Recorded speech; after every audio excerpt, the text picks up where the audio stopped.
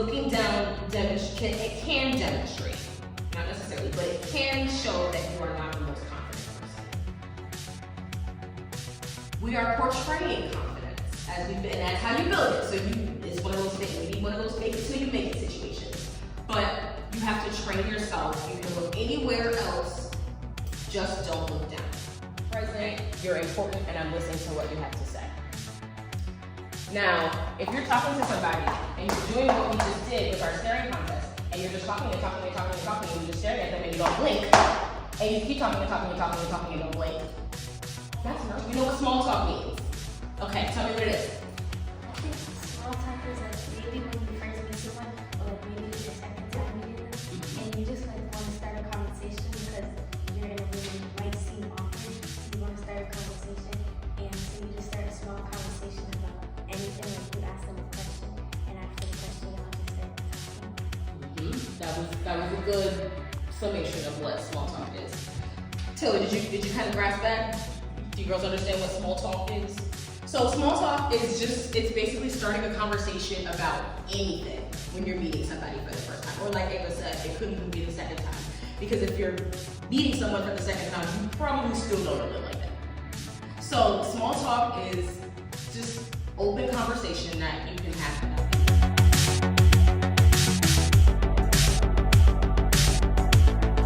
in that moment, you're taking your time. It's not a rush. It's not a rush conversation back and forth. That first date, whatever that looks like, you're spending time intentionally. You're making it your business to listen to what that person is saying. What's active listening?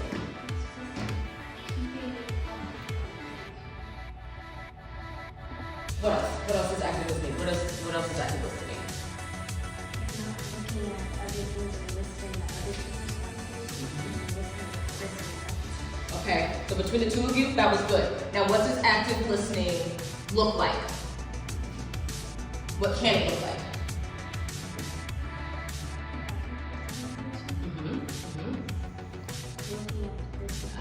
That's the first thing. Yep. Okay, I can see why this is kind of mixed. This one is really more so based on wording.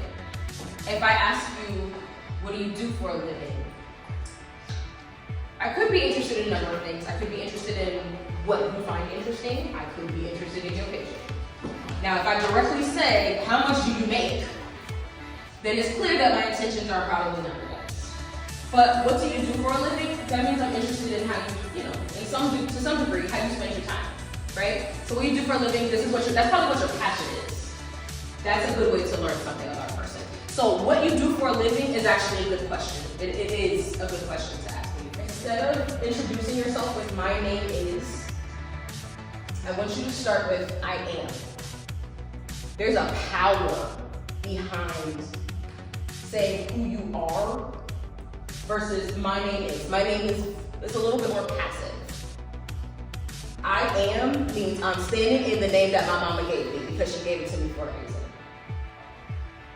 That is who you are. That is who you represent. What does your name mean?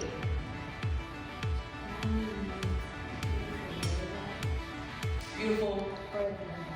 Yeah, baby, say that with your chest. Beautiful bird's life. Okay. Did you just look it up? No, Or you already I knew? didn't.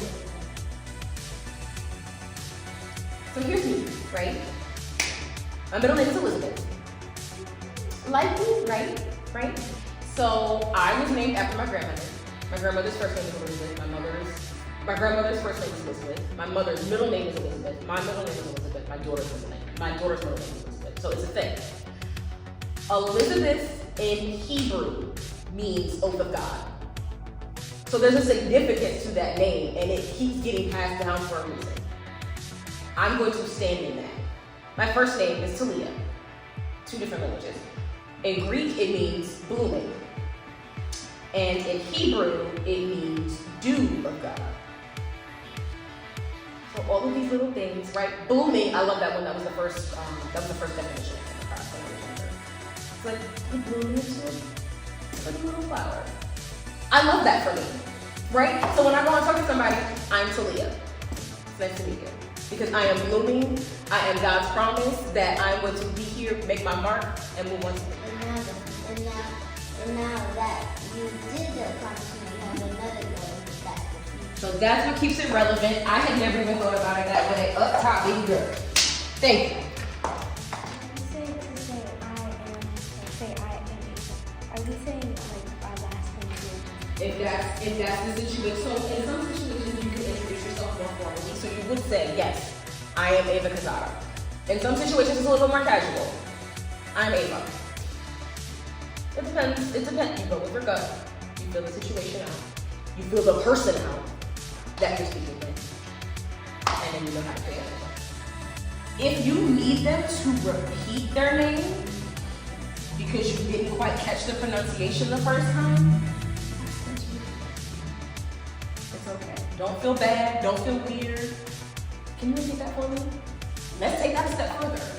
If you have to ask them to spell their name, because sometimes you can't quite decipher, you can't quite figure out, like there's like a letter in there, I'm not grasping. Can you spell that? Like, how do you spell that? Those three key things are the perfect way to introduce yourself. Those are the perfect formula.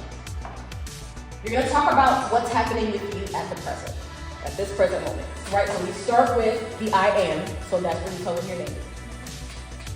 I do. So what do you do? What are you up to these days? I love. Something that you're interested in, something that you're passionate about.